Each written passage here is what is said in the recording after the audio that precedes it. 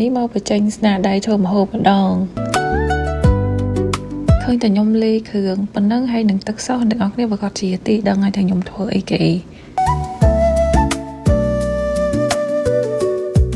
យើងហ្នឹងដែរខ្ញុំនឹងមកធ្វើផាត់លើហើយផាត់លើខ្ញុំលេសាច់បានតែពីរទេបានតែកាពែជ្រូកហើយនឹងត្រចៀកជ្រូកដោយសារខ្ញុំមកបានទៅផ្សារអាស៊ីហើយខ្ញុំទៅត្រឹម Walmart ទេនិយាយទៅអត់មានកម្រងធ្វើទេដោយសារចៃដន្យហ្នឹងគឺខ្ញុំមកលេងផ្ទះមិត្តភក្តិគ្រួសារខ្ញុំមកអញ្ចឹងទៅគាត់ចង់ញ៉ាំផាត់លើអញ្ចឹងខ្ញុំក៏រត់រះទៅ Walmart នៅចិត្តផ្ទះគាត់នឹងដែរហើយទៅមើលគឺឃើញមានសាច់តាពីរហ្នឹងអញ្ចឹងក៏យកតែត្រចៀកហើយនឹងកាពះមកហ្មង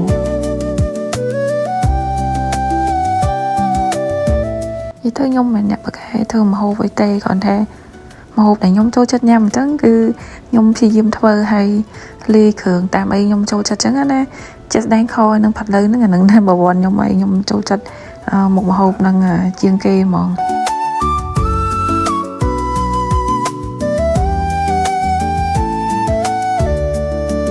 ហើយនេះដែរដល់វគ្គខ្ញុំសុំគ្រឿងទាំងអស់គ្នាគ្រឿងអត់មានប្រហែលរហូតទេសិតតែនៅផ្ទះបាយយើងមានអញ្ចឹងណាមានខ្ទឹមសខ្ទឹមក្រហមខ្ញុំលាបកាចាន់ហើយនឹងខពឹកខ្ញុំសុំទោសផងខ្ញុំហៅខុសដោយសារពីមុនហ្នឹងគឺខ្ញុំហៅតែអញ្ចឹងណាទាំងអស់គ្នា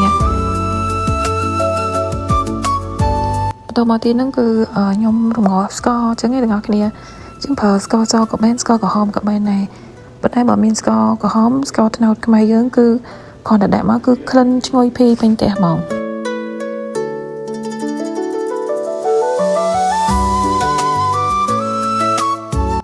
ហើយនេះខ្ញុំមើលតែស្ករក្រហមរបស់ខ្ញុំនឹងរៀងឡើងពងក្រងម៉មហ្នឹងគឺខ្ញុំចាប់ផ្ដើមដាក់សាច់យើងចូលហើយ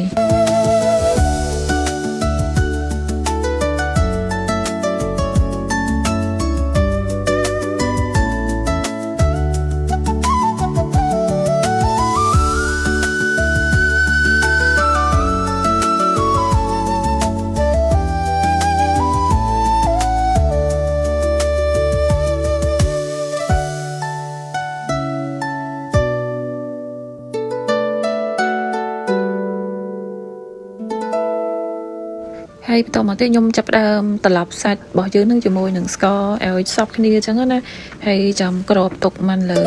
ប្រហែលជា2ទៅ3នាទីបើកភ្លើងរឹមទៅ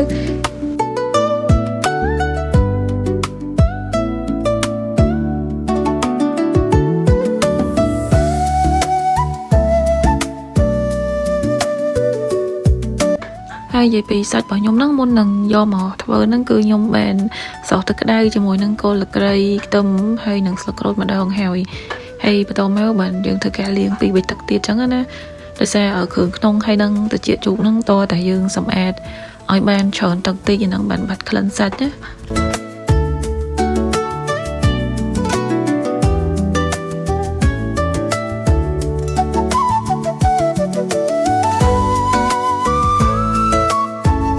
ម្ហូបខ្ញុំពីច្រើនគឺខ្ញុំលេទឹកសោះខ្លួនឯងអញ្ចឹងណាខ្ញុំ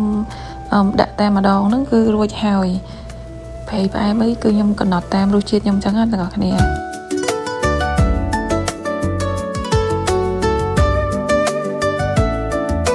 ហើយទឹកសោះរបស់ខ្ញុំគឺខ្ញុំលេសួរទាំងអស់គ្នាលេឲ្យតែផ្ទះបាយយើងមានអីខ្ញុំលេតាមនឹងអញ្ចឹងណា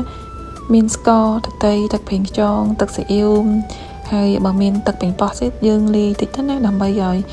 មានជាតិចឹងទៅហើយកុំភ្លេចម្រេចផងដោយសារអីម្ហូបខ្ញុំពីច្រើន10ហ្នឹងគឺមាន9ដែរដែលខ្ញុំដាក់ម្រេចដោយសារគ្រួសារខ្ញុំពីច្រើនគឺគាត់ចូលចិត្តម្រេចណាស់ហើយខ្ញុំក៏ចឹងដែរអ្នកទាំងអស់គ្នាខ្ញុំភ្លេចមួយទៀតខ្ញុំលាយម្សៅស៊ុបខ្លះដែរហើយមុនហ្នឹងកូនស្រីខ្ញុំគាត់មកជួយធ្វើម្ហូបខ្ញុំដែរមិនជួយទាំងអស់គ្នាដោយសារខ្ញុំធ្វើម្ហូបចឹងទៅគាត់គេនៅចិត្តនឹងដែរឬយើងធ្វើម្ហូបពេកប៉ុកចឹងទៅគាត់ភ្ញាក់មើលតែសក់ទៅដឹងហើយទាំងអស់គ្នាហើយ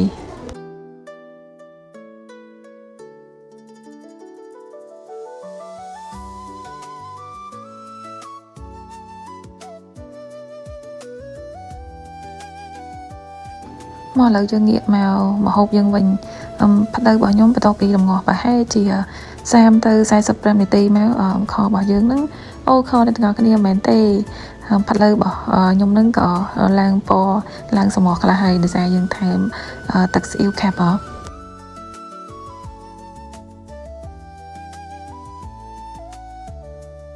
មកអ្នកទាំងអស់គ្នាឥឡូវផាត់លើខ្ញុំគឺរសជាតិស្ថាពរហើយបញ្ជាពីសំណគេវិញគឺខ្ញុំឲ្យ10លើ10ហ្មងបើរសជាតិវិញគឺឲ្យ11និយាយទៅសរសើរខ្លួនឯងមែនទេទាំងអស់គ្នាខ្ញុំធ្វើលើហ្នឹងគឺឆ្ងាញ់មែនផ្អែមគឺមានគ្រប់នៅក្នុងផាត់លើហ្នឹងហ្មងហើយវីដេអូខ្ញុំក៏មានប៉ុណ្ណឹងណាអរគុណបងប្អូនបាយបាយ